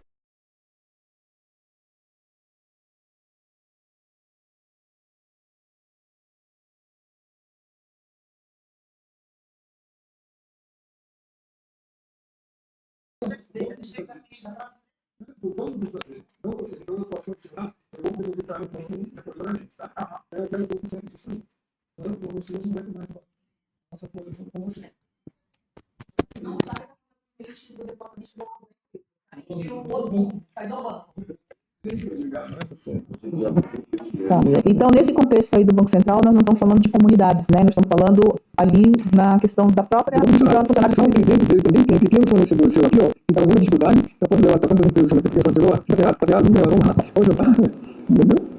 Não dá, entendeu? Tudo bem, deu para ter uma noção mais ou menos? Tem coisa para burro, né?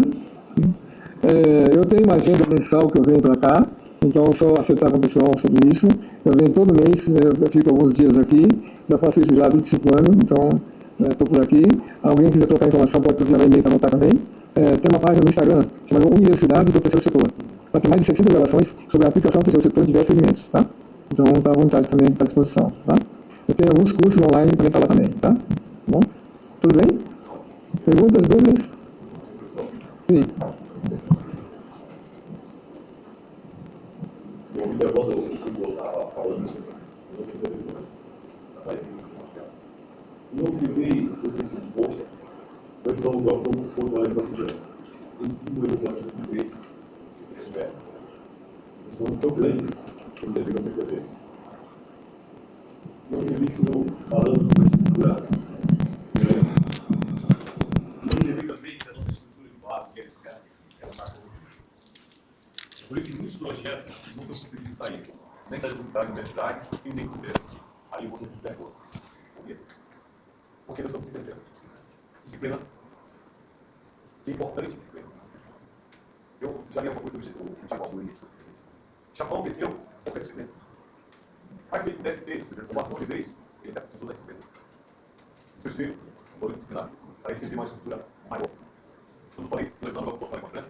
O Brasil é grande, e o Brasil é grande, e o potencial é grande, o potencial não foi disciplina. Em qualquer coisa que nós achamos, não achamos para tem que vir para a China. A China tem que por quê? Ela incluiu os sistemas. Quando ele se conhece, né? Geradores. Que muitas vezes nós, da universidade, nós estudamos, mas não entendemos levar uma série. E não passamos estudos profissionais. A disciplina. E muitas vezes, nem o nacional não sabe cantar. É preciso ter uma transparência e alguma coisa para a gente cantarmos. Ou senão, ele não pode ser orquestrado porque ninguém sabe cantar. Japonês, jamais, né?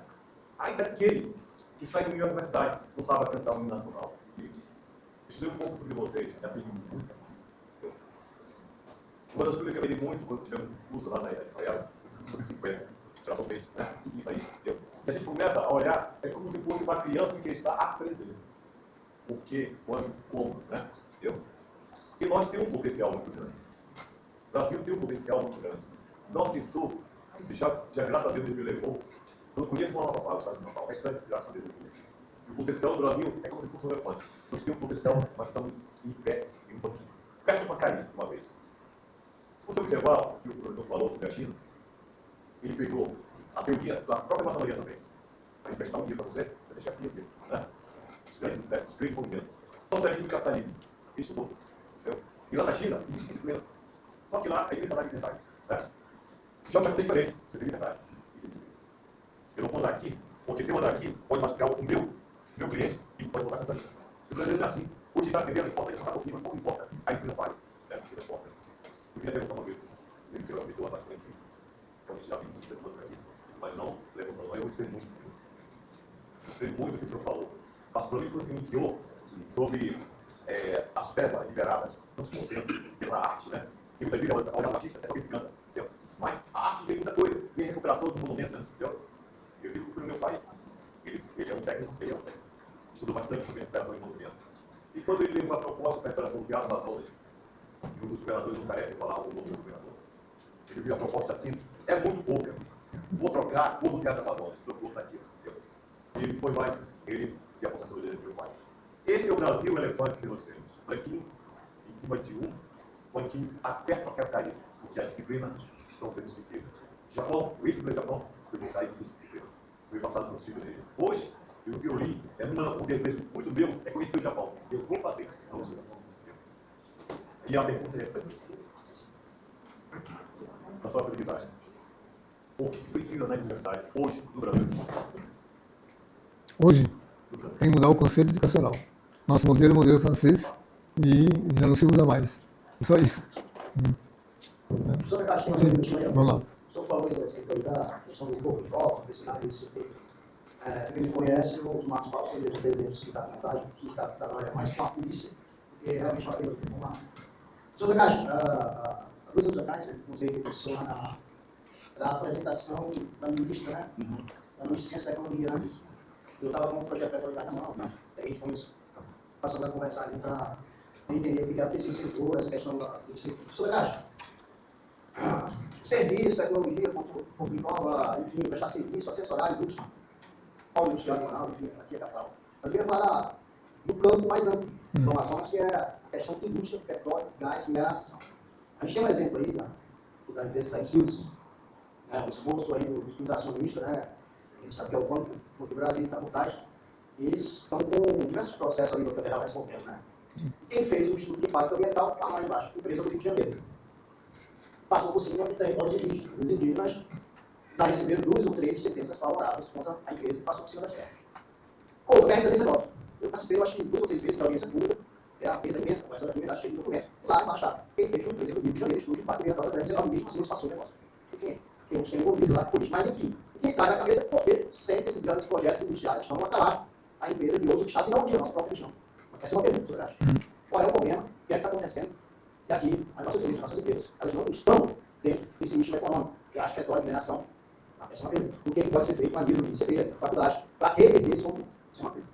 Outra coisa é, eu vejo, sou autor da lei, ou seja, do Ministério Público Federal, que algum órgão não está sendo aproveitado nesses projetos de impacto de gás, petróleo e mineração.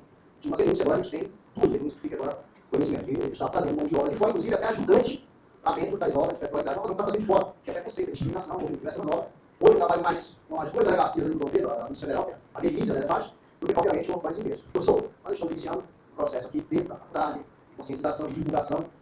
Mas, o que a gente pode pensar? Que a forma, que é o número de formação da Amazônia, como todo, a mão de obra seria para toda a região. Essa mão de obra não pode ficar fora desse mercado de petróleo e gás. O que a gente pode fazer? Pensar em desenhar. Essa mão de obra realmente técnica dela, que a gente está sendo gerada no circuito do petróleo e gás de mineração. É um cúmulo, é um absurdo, mas a denúncia já foi comprovada pelo Federal. Está sendo privilégio, então de fora, está porque é muito jovem, está sendo criado aqui dentro da Universidade Federal da Amazônia. Essa foi a última embate que eu tive com a gigante de petróleo. Olha, nós só contratamos a empresa, eles olham.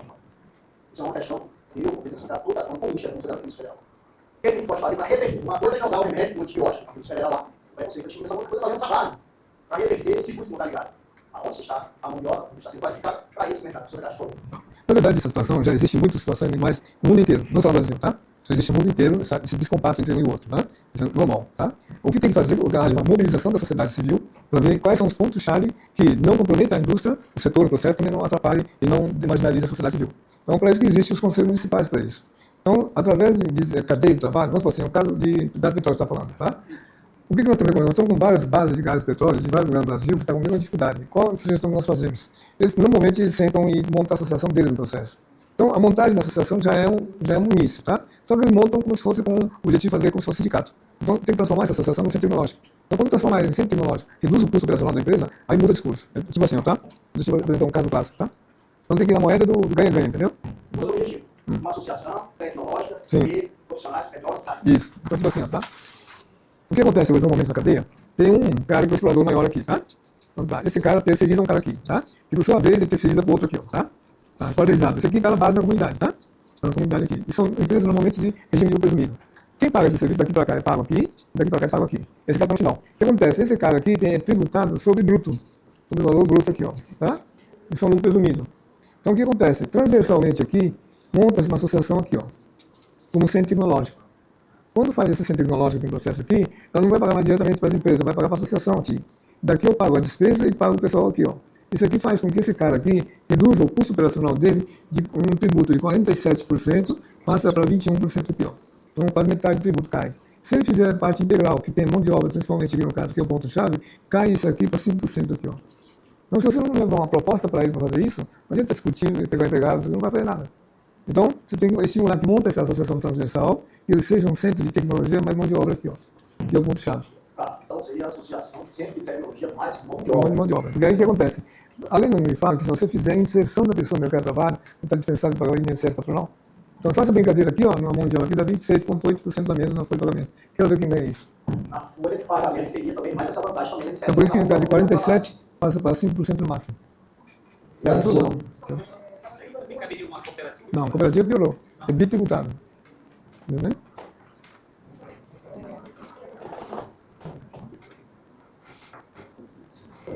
Essa aplicação, professor, utilizando o PDI é possível? Sim. É, porque eu disse, visto algumas empresas que estão aplicando, por exemplo, o PDI com essa aplicação do ICT, e alguns são questionados. Sim. Mas é legalmente já é. O problema é como que ele concebeu o ICT. Tem ICTs e ICTs. Tem muita gente que se autodenomina ICT, mas não tem isso nenhum. Aí não é nada. Entendeu? Onde vai ser que você vai precisar ICT, quando você fala para... Que tu registra no Ministério. Tem ICT, exatamente. Então a página especial sobre isso. É só você mandar para o documento, não é nada, pelo amor de Deus. Não é burocrático nenhum. Isso não faz. Eu não tenho só pelo estatuto só. E aí o que acontece? Nesse caso aqui, da mão de obra aqui, eu tenho mais a questão da LOAS, uma lei orgânica de assistência social. Então eu atendo a lei da LOAS, do ICT e da lei do OCB aqui, ó. Então 3 vezes eu somar para montar essa sessão aqui, ó. Entendeu? Então mistura de 3 vezes. Tá? Aí você tem que fazer isso. Tá? Lá fora já é feito assim há muito tempo. A pessoa não acompanha. Cada um tem que fazer sua empresinha, seu negocinho, tem que ficar só para ele, né? Aí pode. Tudo bem? Não tem evolução? Eu sou. Sim. Eu sou da Caixa, tem mais convidados. Eu informo que nós estamos entrando nos momentos finais desse seminário. Chega.